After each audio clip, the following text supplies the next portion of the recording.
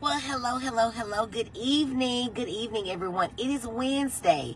We are halfway through the first week of school, at least here in Central Alabama and Birmingham and surrounding areas. We've made it, y'all. We made it past Hump Day, but we have a few more days that we want to have our talk about it.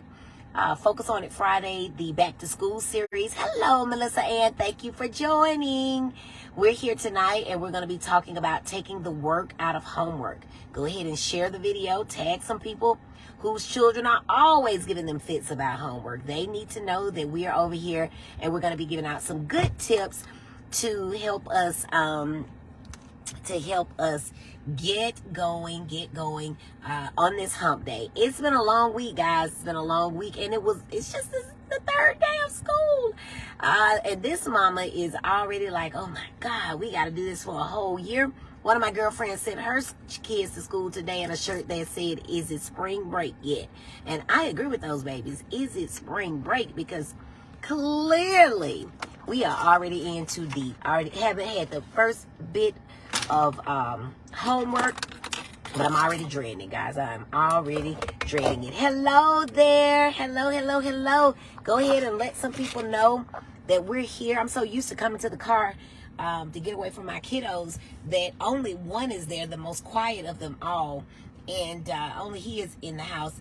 And I still came outside, but this is kind of I need to call them Car Chronicles, although I think somebody else uses Car Chronicles and they didn't go over too well, so maybe I'll just leave it like I have it. But anyway, welcome, Nia Nicole. I haven't seen you in a while, girl. Where you been? Welcome back. Welcome to Focus on It Friday, the Back to School series. Y'all, if you've missed the last two nights, if you've missed the last two nights, we've been having a ball. Let's see, Monday night we talked about 7 steps to success for the child with ADHD for this school year, and yesterday, Tuesday, we talked about we talked about that sneeze took my thought away. We talked about getting ready for school, right? The mornings for children with ADHD. Hello, Miss Little John. Hello. Good evening. And so tonight we're going to talk about taking the work out of homework. Just a few more minutes for everybody to get in, to get their minds wrapped around the fact that it looks like Dr. Brandy B is live on a Wednesday. What's going on? Yep, I'm live on a Wednesday. We're doing Focus on It Friday, the Back to School series. And tonight we're talking about taking the work out of homework. This is really important. So many kids fall apart. Lots of screams, lots of tears, lots of not keeping it together surrounding homework. And so we certainly want to talk about that for just a few moments. I think last night we didn't go very long, maybe about 30 minutes or so. Hello, Jeremy and Dia. Welcome. So we didn't go very long last night, and I imagine we won't tonight either. Last night was really good. We talked about 7 tips for making the morning sweet, because mornings with ADHD can be rough. Miss Nia Nicole says, overstimulated, stressed out, tired, having burnouts. Oh, I understand, girl. I understand. Listen, you heard me say I'm already tight in the chest, and we're on day 3. No homework has been assigned, yet I am dreading homework. So I am right there with you all. With a pre-K, a 2nd grader, and a 3rd grader, I am just waiting on it to start happening. I imagine at this point that maybe they're going to give us a grace period to Monday, but I know it's coming. But try to take it easy. And don't miss Friday. We're going to be talking about the de-stressor kit, right? Self-care is so important. Self-care is not selfish. And so we want to make sure that moms know that having some self-care is something that we ought to do. We'll go ahead and get started. I'm Dr. Brandy B, your triple board certified pediatrician, adult psychiatrist, and child and adolescent psychiatrist. And through my Facebook live stream, Focus on It Friday, which is right here where you are, but you are at the Back to School series on Wednesday, and through my best-selling book, Shine, Understanding ADHD So Your Child Can Be a Star. I help worried moms, dads, grandparents, teachers, and all who have an interest in children with ADHD get all the education that they need so that their children can be successful in the classroom and in life. Welcome to Focus on It Friday, the Back to School series. Tonight, we are talking about taking the work out of homework. And so y'all know I love a good acronym. If you have never listened to one of my live streams, now you know I love acronyms. And if you have listened to my live streams before, welcome back, and you know I love them as well. So we'll go ahead and get started. We're going to use H-Work. H-Work is the acronym that we'll be using to talk about taking the work out of homework. The H is hours. So hours, H-O-U-R-S. Somebody said hours. You don't spell that with an H. Hours like time. It's very important that you choose the hours wisely that your child is going to be studying, right? So as soon as the child gets home from school, you know, some people recommend that they take breaks and all of that. But again, we're talking about children with ADHD. These children perhaps may have a medication that they've taken, and we are basically beating the clock to get the homework done before that medicine runs out. There's also something to be said about the sun being out. So again, if you come in and you do your homework right after school, your medicine may still be working, the sun may still be out. You know, you do want to work while it is day. A good book tells us to do that. So making sure that the hours are worth it. And remember, studying long does not equal studying right. We used to always say when I was in medical school and, you know, higher training and residency and such, you study long, you study wrong. If you start studying a long time, your eyes start glazing over, you're not remembering stuff right, you sometimes have to take a break. So the good thing is to just come home, get it done, use that sunlight to your advantage, use any tools that you can, but it's very important that we not wait until midnight. Now, the child with ADHD is going to try to procrastinate. Remember, that's what they do. 5 more minutes, mama. 10 more minutes, mama. 3 hours, mama. Okay, and before you know it, it's 9 or 10 o'clock and it's time to go to sleep. So make sure that they come right in and get that homework done. Funny story, one of my teachers, Miss Mason, told us that we could come home, get a snack, get a nap, rest up. Well, my mama's rule was that when you came in and got your homework done right away. And so my mama had to call Miss Mason and say, Miss Mason, I cannot get this child to do what it is that I want her to do because you've told her to take a nap, to relax, to get a snack, and I want her to come in and get her homework. So it wasn't until Miss Mason told me that indeed I could do my homework as soon as I got home that I was willing to do it. And so if you're a teacher out there, that just goes to show just how much power you have. I was willing to buck my mama, who was nobody's joke, in order to go with what my teacher, Miss Mason, had said, because it was that important. That's what she said to do, and she ruled that classroom, but mama was like, she don't rule this house. You fixing to do this homework or it's going to be a problem. So needless to say, mama won. I got the homework done, and it worked out, right? It worked out. So the H is hours. The W is where. Where your child does their homework is super important. Hello, Laura K. Thank you for joining us.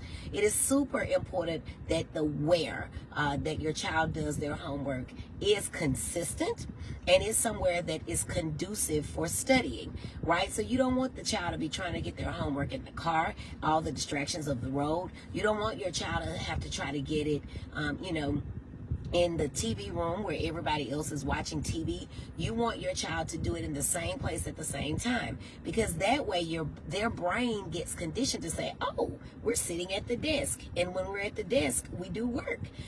When we're on the bed we go to sleep, which is why doing homework on the bed in general is going to not be a great idea. Now, of course, these are generalities. Somebody may do their best work on the bed. Somebody, however, who has ADHD or otherwise is disinterested, doesn't understand the work, doesn't want to do it, would rather be doing whatever their siblings are doing.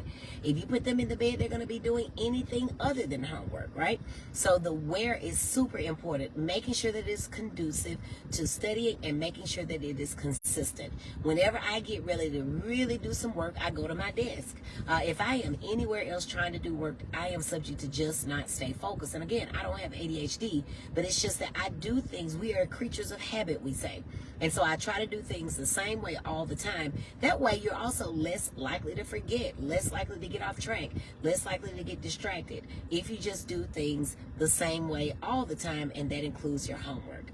So that's your W. We're spelling H work for homework.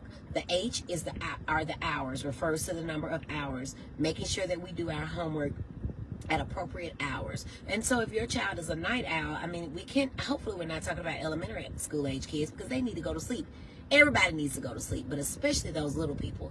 But so the hours are important to do it as soon as you get home. The W is the where, and that makes a big difference too, because you're conditioning your brain to always do it the same place, the same time. The O are off periods. And what I mean here is to set a timer that will be for 40 to 50 minutes, 45 to 50 minutes. That is when the child is going to work. And then set a timer for 10 minutes. That is the time that you're going to break. And then you come back and you do it again, starting with a refresher in the first 5 minutes. So say the first hour that we're studying. Hopefully they don't have much more than an hour worth of homework. But let's just say the first hour, we're going to study from, let's say, 4 to 4:45 or 4:50, and then or 4 to 4:45. Then we take a break from 4:45 to 4:55, and then from 4:55 to 5, we review the highlights of what we just studied in the hour before. And then we do it again. Hello, Coach Bird. Hello, Coach Bird. I'm trying to get myself together over here, Coach Bird. See, I'm trying to get myself together. So we set a timer, and then that way we have scheduled in breaks. Because what happens with children with ADHD is that they get distracted. Y'all know they can't do anything for a very long time. Truth of the matter is that research has shown that most people, if they sit down for a 5-hour, even an 8-hour work day, most of us aren't putting in 8 hours of work every day. We're getting up, we're walking around, we're talking to our coworkers. And that was one of the reasons why productivity actually went up when people were working from home. It went up because people were able to take their breaks and get back to it and go. In the office, you're talking to a friend, you're getting some snacks, you're getting some gossip. When you're working from home, there is no one to gossip with, so you're just working, right? And so we have to schedule in those breaks so the person does not feel like they are getting tired, or, once you get off track and then you realize, oh my goodness, I'm off track. I've been sitting here 3 hours and I've only gotten 20 minutes worth of work done. Now you feel defeated. But if you have a 45-minute, yes, girl, the gossip, they gossip, or they come in and they spend 50 minutes on coffee breaks. I once worked with a guy who got to work just shy of late. Actually, he was late. And he would come in strolling, and then he would, sip his coffee or his Mountain Dew. I mean, it would seriously be an hour before he would start working. Just leave that guy at home. Let him work at home, and let him have tasks that he needs to complete, because him being on the clock meant nothing. It meant absolutely nothing. He was not starting until he was going to get started. So setting those 40-minute sessions, coming back with a review, it's going to make it much better for the child. It's going to make it much better for you, because everybody can be doing a countdown. Now, it may be that your child can't go 40 minutes. Okay, that's fine. Set it for 30 minutes, 20 minutes, whatever.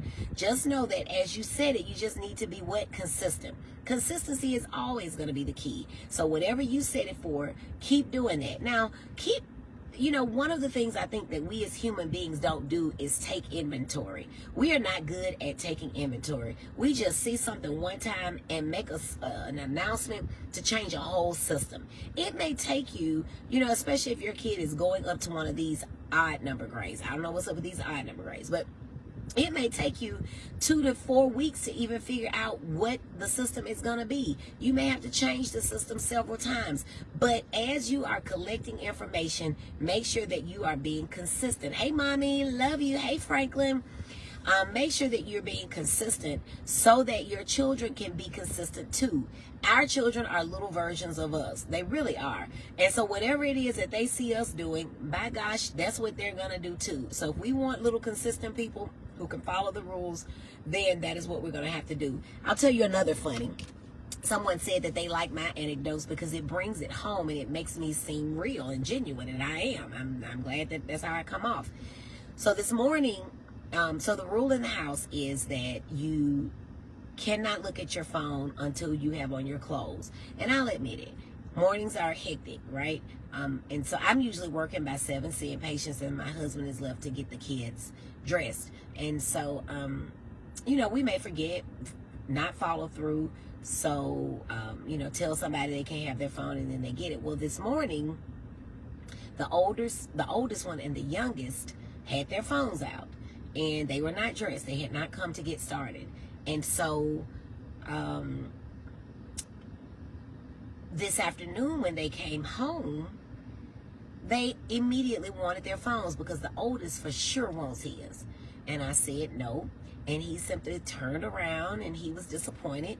Now the baby girl is going to keep asking because that's what she's going to do. She's 4. So are you sure, Mommy? Then she came back with the sweetest, I'm sorry, Mommy. And I said, I accept your apology, baby, but you still cannot have your phone.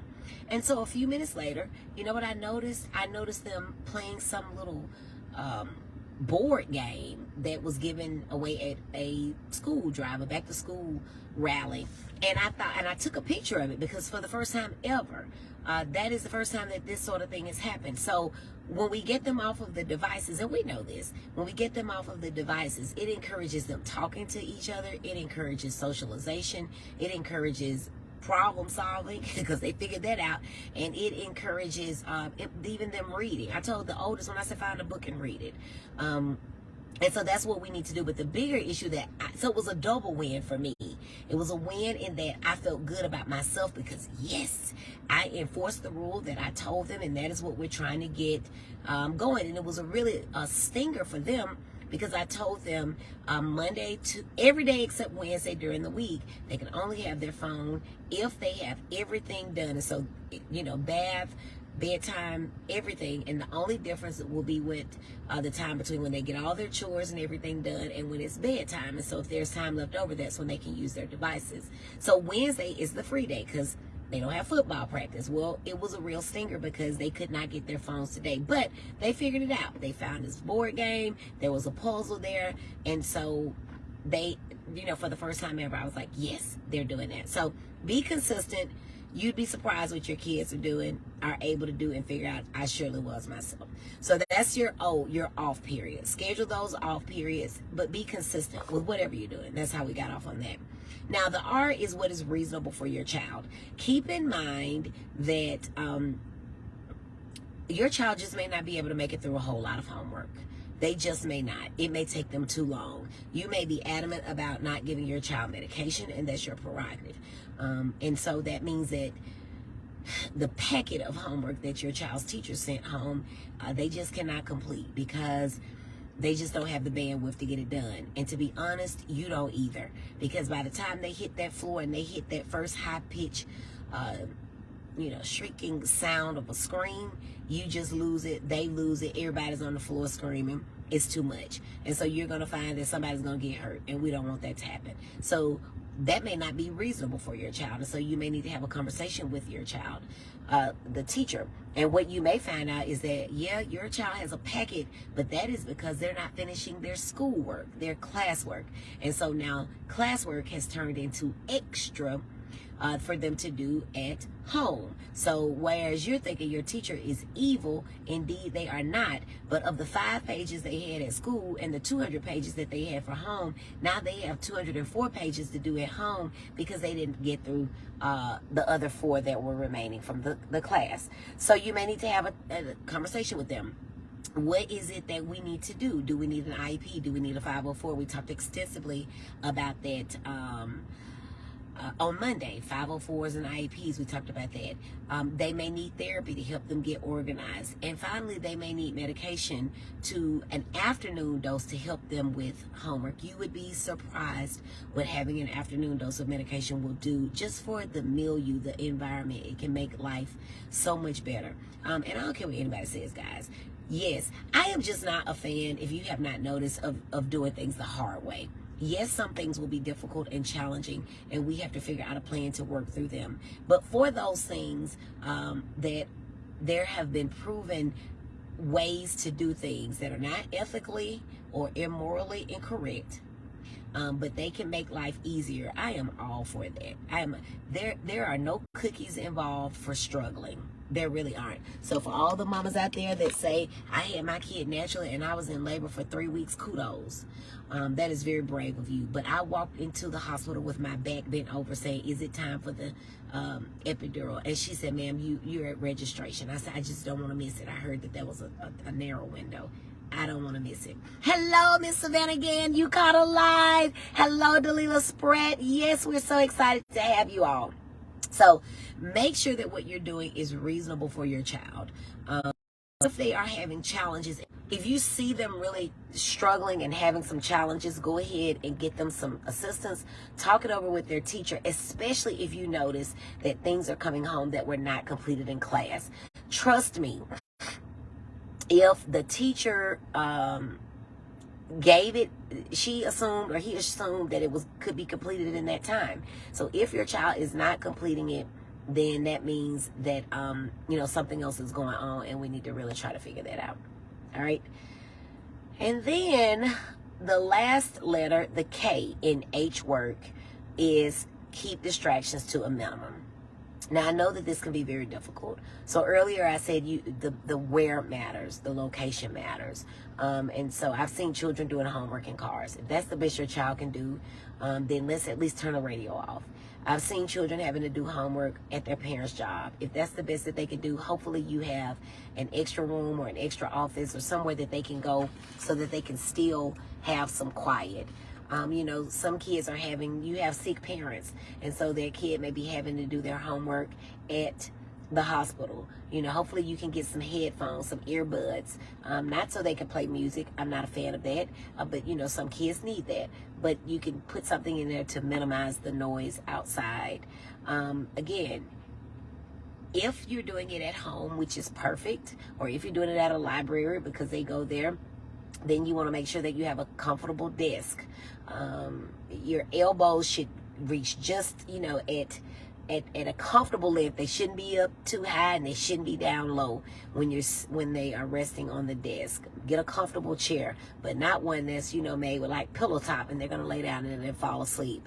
You want to make sure that the cell phone, the house phone, the TV, the computer sites are blocked. If they're working on their computer, they only have access to the sites that are related to school. Radio, all that stuff needs to be off, because again, in a child with ADHD, they get distracted if a drop of water falls out of the faucet and hits the sink in the kitchen. They may hear it, get distracted, and try to figure out what's going on. So as much as possible, you want to minimize those things in the environment that actually can get them off track and prolong and make worse the evening with homework. All right, so in summary, we are trying to take the work out of H work or out of homework.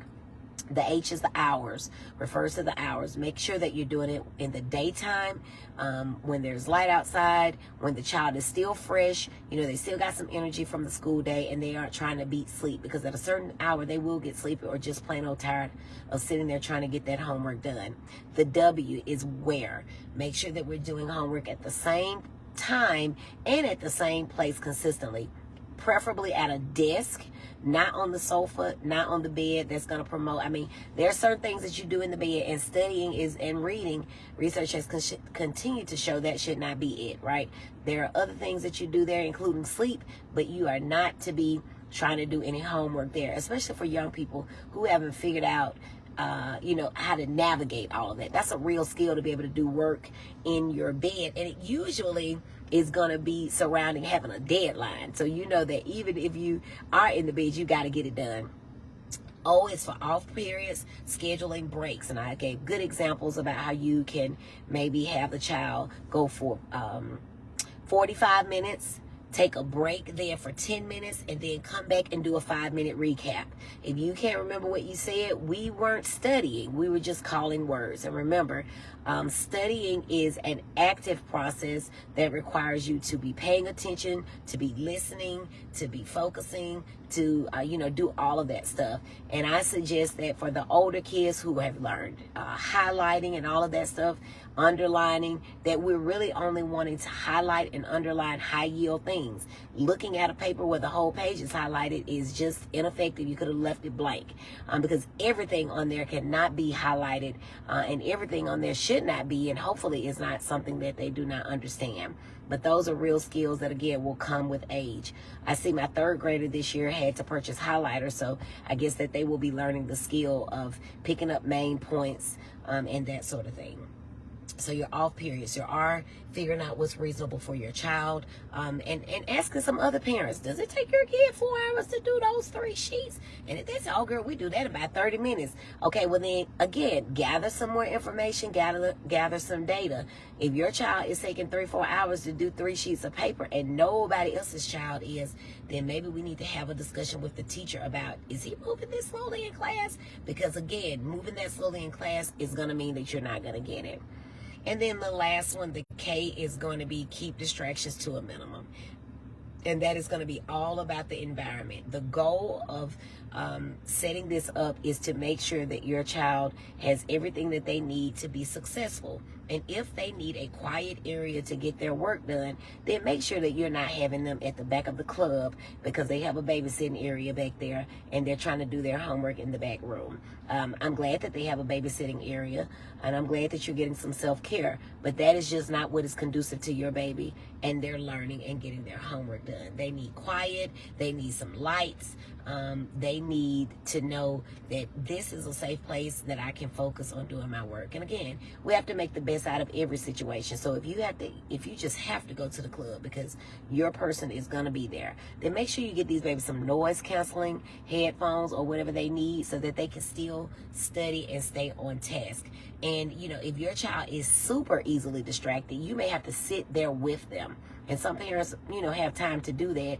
And they're trying to cook, they're trying to sit there with the kid, they're trying to be with the other kids. It's a whole lot going on. And it could just be very chaotic and difficult for that child to get done. But I know y'all are out there doing the best you can. I see you, I hear you in the office. But some stuff, every once in a while, I'll hear somebody say, I just never even thought about that. And to me, it seems like the simplest thing. So these are some, again, very general suggestions. But the first thing I want you to do, as I said earlier, is to take inventory. Take inventory so that you can know what is the problem. It's hard to solve a problem if we don't understand all the aspects of the problem, if we don't understand all the aspects of the problem. So make sure that you understand fully what's going on before you go changing everything about what is going on. All right. Alethea's here, my nurse Teresa. Hello. We've got Miss Irma Craig. I think that's it. Awesome. Well, guys, that is it. I am going to get off. We will not meet tomorrow night, but we will meet Friday night. And Friday night, we're going to talk about our de-stressor kit. So if you missed the earlier ones on this back to school series, go back and look at Monday, which was 7 tips to success in the classroom for the child with ADHD. And then you've got Tuesday, last night, we talked about making mornings better for the child with ADHD. And then tonight, we're talking about taking the work out of homework. We're off tomorrow, and Friday we'll be back to talk about the de-stressor kit. Miss Jessica Huff Vasquez, thank you for joining. I missed speaking to you earlier. This is great info, but what about a defiant child who refuses to do homework? Homework was at the same time, same place after snack time. 3 hours to do 1 sheet. He wouldn't even look at the paper. Suggestions. I've offered a reward box. So this is a good question, and this is a very common scenario. So, in general, kids want to please us. There are 2 reasons that kids don't do what we want them to do when it comes to work. Hello, Chris Dawn. Thank you for joining. There are 2 reasons that kids don't do their work, right? When it comes to their schoolwork, there are 2 reasons. They don't understand it or they can't focus. So we need to figure out which is it. Do they not understand? Or can they not focus? Do they not understand, or can they not focus? If they don't understand it, we need to get with their teacher and figure out what can we do to make it so that we can help them understand. And then the second thing is, if they can't focus, figure out what we need to do to make them focus. And it sounds like you've done all of the H work. You've made it a consistent time. The hours are right. I don't know if you're scheduling off times, but if you're doing 3 hours, I know you took a break in there somewhere. It sounds like you've decreased the distractions. So now we just need to figure out, why are they not focusing, and what are we going to do about that? If indeed, so we need to gather some more information before I can really tell you what to do. Because if the child doesn't understand, that's going to be for the teacher to help with. I don't really know, I'm not an educator. I just hang out with a couple. But I don't really know what the options are. Because there's more than just IEP and 504, and there are other steps that can be taken. And it depends on how old the child is too, right? Because they can do testing at a certain age, but at younger ages, they may not be able to. Or maybe we just need to, if it's reading, does the child know the letters? Because you got to know the letters before you can read. Try breaking the homework into 10-minute increments with the timer. So see, look at there, my friend coming in, Chris Dawn, and we talked about off periods. That was exactly what our O was in H work. Having off periods where we set a timer, we study for a certain amount of time, and then we take a break, and then we come back and we review. And then we go back at it, the same thing. So see, I love it when people come in who's an expert. Chris Dawn is a former principal, so she knows this sort of thing, elementary age children. So there you go, same thing, but we gotta get more information, right? She and I talk all the time about making plans without having enough information. We really need to understand why is the child avoiding it. Perhaps it turns into 3 hours because the child never wanted to start in the beginning, but we really need to figure out from the teacher, hey, write her or him or send a message, Dojo, whatever they use. Did he grasp this concept in class? And, good evening, A. Bernard Womack. Hello, thank you for joining us. It may be that the teacher will tell you that the child never grasped the concept in class and she just forgot, didn't have a chance. It's the third day of class. And so she really hadn't even figured out what your phone number is to give you a call just yet, but it's on her list of things to do. But when you reach out to her, that may remind her, and then she'll say, you know what, I did notice that he didn't grasp this concept in class. And so we need to figure out, maybe he's in first grade, and she's like, I really noticed he doesn't really know his letters all that well. And so maybe we need to go back and get some refreshers. But the first thing to do, that's an excellent question. And the answer is always going to be get more information. Figure out the ABCs, the antecedent. What happened before? The B is the behavior, and then C, the consequence, what happened after. So, if you just say, hey, it's homework time, and he fell out, that means that he already has an aversion to work, period. Is he doing this in class? These are the things that you really want to know. So let's get with the teacher, let's talk with her, and then absolutely, let's limit that time.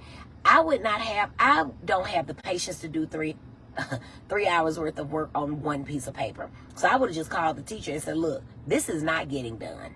I'm gonna just tell you that straight up. So let me know what we have to do, because I can't make that type of investment for me. This is one of those times where everybody's crying. You're crying, the child's crying, the dad is crying, the neighbors are crying. Everybody wants everybody to stop crying, and it's just not gonna happen.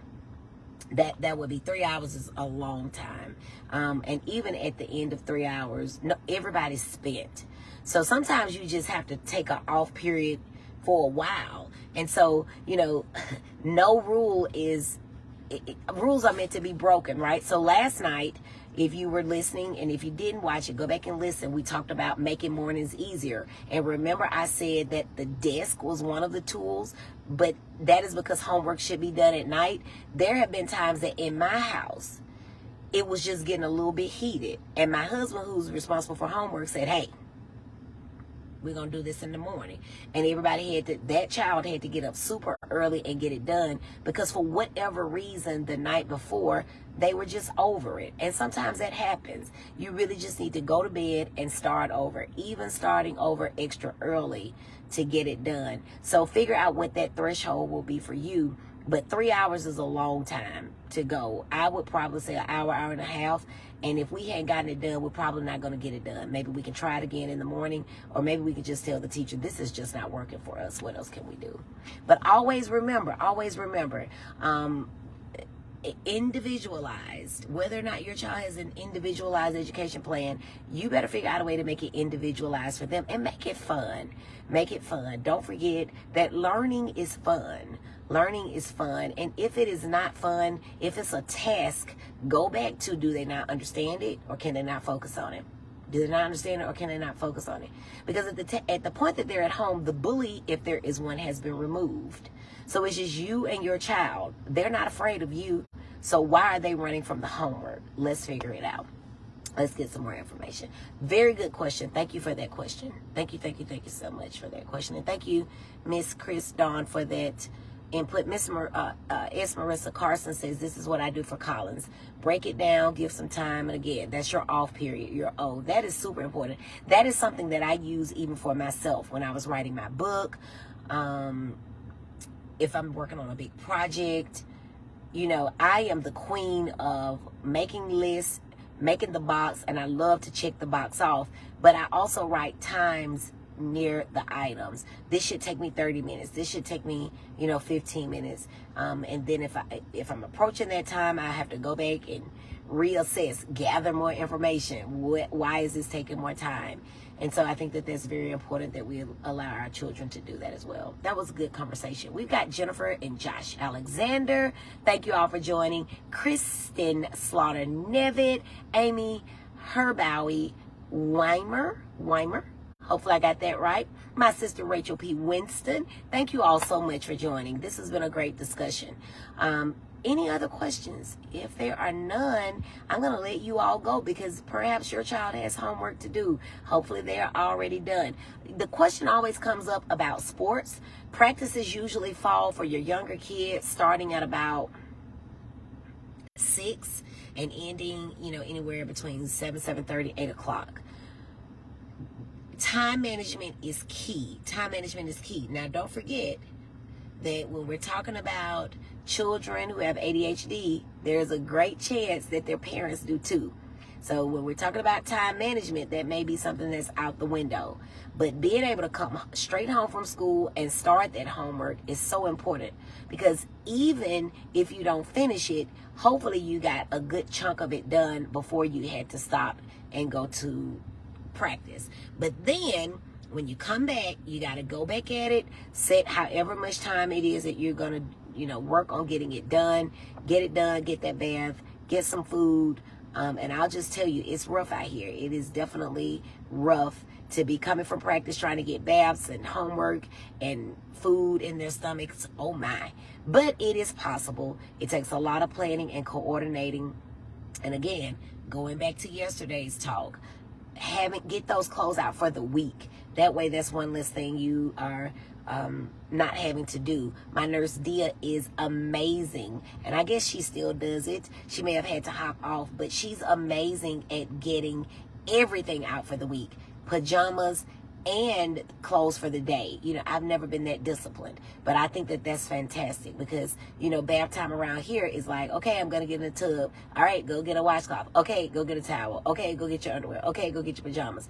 But she had for every day of the week, everything already pulled out. So can you imagine the level of organization and how smoothly that makes bath time go when even your bath clothes, bedtime clothes are already out? Staying organized is key. Staying organized is key. But keep in mind, for folks with ADHD, organization is a key component, a key deficit. So these folks routinely don't know where the mates are, right? And so in my house, my husband absolutely is annoyed by a pajama top and pajama pant not matching. And so my kids will go and just pull one of one and one from the other. And so then that's a situation. So again, I tell them we'll get everything out. They won't have to go up there. But being organized is very much key. Miss Savannah again says, when starting the 504 plan, what all things should I have for the school? Again, I'm not an educator. If Miss Chris Dawn is still on, she may be able to address that with us if she's heard the question and is still on. But I will tell you this, the first thing that if you have a diagnosis already, that may be helpful. If you have seen a psychiatrist, or if you've seen a psychologist and you have some diagnoses, or even if the school has done it, that will be very helpful, because that may be the basis. But I'll tell you, the beginning, the first thing you need to do is just make the request. And I always suggest that parents make the request for testing or for special assistance, to make it in writing. When you tell people stuff verbally, they tend to forget, act like it never happened. And so I always tell parents to put it in writing, make sure there's a date on it, and make sure that they give a copy to several people, and that they put on the letter who all they gave it to include the principal, the special education teacher, and the child's teacher. If there's a special education coordinator in the building, or whomever, everybody in the building that is of import needs to be aware. Miss Chris Dawn is telling us, and remember, she is our expert for the evening. We appreciate her, and we'll be giving her royalty checks. But she says, Miss Savannah, to be sure to have all medications that the child may be on. That's going to be important. And all behavior concerns, doctor visits, and times that behaviors occur. That is very important as well. And 9 times out of 10, the school is going to know. The school is going to know. They may have made you aware. Think of it as a home school agreement for success. I love that, a home school agreement for success. And really, you know, whenever I have parents who are working on behavior charts, for example, and I'm trying to link all of this together to show you how the school, the doctor, and the home, we are a team, right? I've actually had the pleasure of working with Miss Chris Dawn on a patient that I had that was one of her students. And, you know, we had that agreement. Mom had given us permission to talk about that baby, and we got that baby to where he needed to be rather quickly. I'm not working against them. I don't give orders to them. And, you know, the same, but we coordinate, and I need them to tell me what the child is doing at home, because at school rather, because you actually may not know. But regarding behavior charts, the best written behavior charts are going to have some component of them that rewards the child for something they do at school, right? So if you do something at school, that is a check on your home behavior chart. And if you do something at home, that is a chart on your school behavior chart. And so all the time, everything is being reinforced. So those are really good suggestions, and we appreciate Miss Chris Dawn for stepping right on in. She's just so lovely. Y'all ought to meet her. She's a sweetie pie. All right, that's a good one. But remember, it all starts with a request. Write it. And it doesn't have to be all, you know, fancy writing. Just say what it is that you need. I have these concerns about my child. Please evaluate or consider these behavior concerns. We've been to the doctor. The doctor has said this. We noticed that at such time this happens. And that will be very, very helpful. All right. Don't forget that your IEPs, while people don't want their child to have them, individualized education plans, if your child needs speech therapy, occupational therapy, physical therapy, anything like that, that is going to be an IEP. Even your gifted, it's a little bit different. It's got some different nomenclature, but that is an individualized education plan. Gifted, the gifted curriculum or gifted classes, that is not a part of standard education, and so it is individualized, right? If your child needs a left-handed desk, that may be something that may fall under a 504. And again, go back to, I don't know when it was. I think it was sometime in the fall, early fall, at the beginning of last school year. But I interviewed my husband, who does education law, and you know, he went into it from a legal aspect, and that's another issue, another aspect. You got the parent, you got the school, you got the doctor, and you got the attorneys. Hopefully it doesn't get to that level, but there are attorneys out there who help you if your child's IEP is not being enforced. So again, there's several people that are helping you. The main thing, though, is that you ask the questions and that you be consistent and you follow through. At least once a night. I love that I have so many educator friends. And one of the things that Dr. Lish Wills, who is my classmate from high school, who actually is now a professor of education at Montevallo, one of the things that she really echoed on Monday night was when I said advocate for your child. I can't do it. I'm in the office, but I'm going to encourage you. I'm going to give you education, and I can hook you up with all kind of people, because I'm willing to bet that if you really needed it, Miss Chris Dawn would speak to you. I've had so many people that I've connected with my educator friends, and they've helped them. But it really starts with you being your child's advocate and saying, I don't know everything, but I'm going to know to ask questions and hold people's feet to the fire. And that is not anything I'm saying just against educators. I tell my patients that if I don't have time to answer your questions, I've not done my job. My interview with you ends when your questions have been answered and you feel comfortable with what it is that I've said. If we aren't at that point, we aren't done. Period. Now, at a certain point, I'm going to tell you your time is up. But that is not going to be before we've gone round and round and round. All right? And a doctor should never make you do anything you don't want to do, which is why if people don't want medicine, I don't want to see them. I'm not offended by that. But just wait until you feel that it is your time. Good discussion, y'all. Thank you so much. We've got Miss Anna Maria and Haley K. Branham. Hello, hello, hello. Thank you for joining. Thank you for joining. All right. Very good discussion. My sister Angela Bowling is here. Hello, hello. All right, let's see. Elsie Hawkins, thank you for joining. Miss Chris Dawn speaks again. A 504 provides accommodations needed for the scholar to be successful. And look at how this all ties in. What did we talk about on Monday? 7 tips for the child with ADHD to be successful in the classroom. And what was our acronym on Monday? Success. Look at how it all ties in. Look at that. Isn't that wonderful? Isn't that wonderful? I just love it. Hello, Angela. All right, guys. If there is nothing else, I'm going to get out of here. Y'all got any other questions? Because y'all know my hourly rate is not cheap, but I'm here free for you for this week. Now, tomorrow we will not meet because I'll be working. I will be seeing patients tomorrow night. They told me I have 22 patients tomorrow night. Lord help. But we're going to get it done. We'll be back Friday. I pray I don't forget Friday. I'm trying to figure out if we're going to do noon Friday too. But I'm glad to, I am glad to be able to provide this information for you.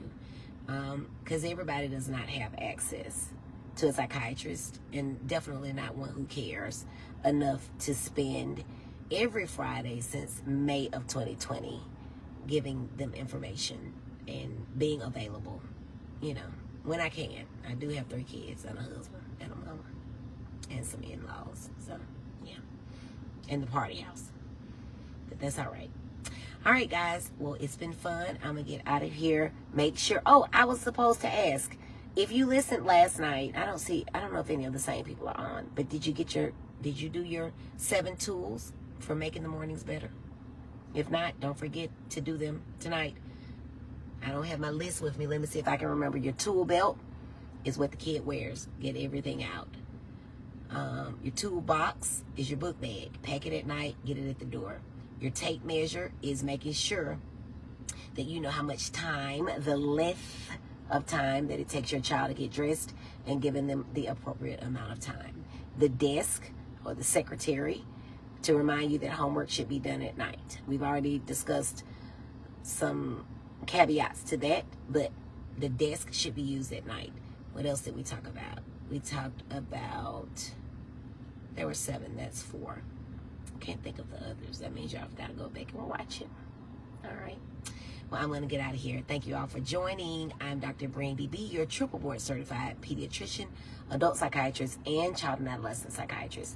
And through my Facebook live stream, Focus on It Friday, which you are here for the back to school series on a Wednesday, I had worried moms, dads, preachers, teachers, educators get all the education they need so that their children and students can be successful in the classroom and in life. Make sure that you're following me right here at Dr. Brandy B, and make sure you're sharing the video. Somebody that you know needs to see this video, and there are tons others that you need to see as well. If your child is sleeping, there's a video on that. If your child's father is cutting up and don't want the child to be treated for ADHD. There's a video that I did about 2 months ago on everything fathers of children with ADHD need to know. What else? Anything you can think of. The benefits of treating ADHD, because somebody's like, well, why would I treat it? There's the benefits of that. I mean, whatever it is that you need to know, we talk about it. We talk about ODD, oppositional defiant disorder. Google it. We talk about behavior charts. Not Google. Search my page. All of these are so very, very important. And like I said, if you have more questions from a legal aspect, so not this, you know, downright dirty nuts and bolts like Miss Chris Dawn has given us today, but maybe your question is, my child has an IEP and the school isn't following it. Then search my husband, Fred Bowling. Search his name on my page. We did. It was about an hour and a half. Bless his heart. He has ADHD, and that he said, I thought this thing is an hour. I said, boy, we talk until what everybody's questions are answered. That's just what we do around here. We had to get him together. But he's a good sport, darn good attorney as well. And he didn't do, by the way, he does not only do education law. So if you need him, seek him out. Fred Bowling, 541-2470. That's area code 205. But he has helped several patients navigate what they need to do. That's why I tell you, whatever you need, whoever you need to know, I got you. I got you. All right. Mom, Angela says I wasn't on it yesterday, but we were ready this morning. There you go. You had it out. You had it out. Mama says always good information. Thank you, Mama. Mama is just amazing. I'm so excited that God gave you to be my mama.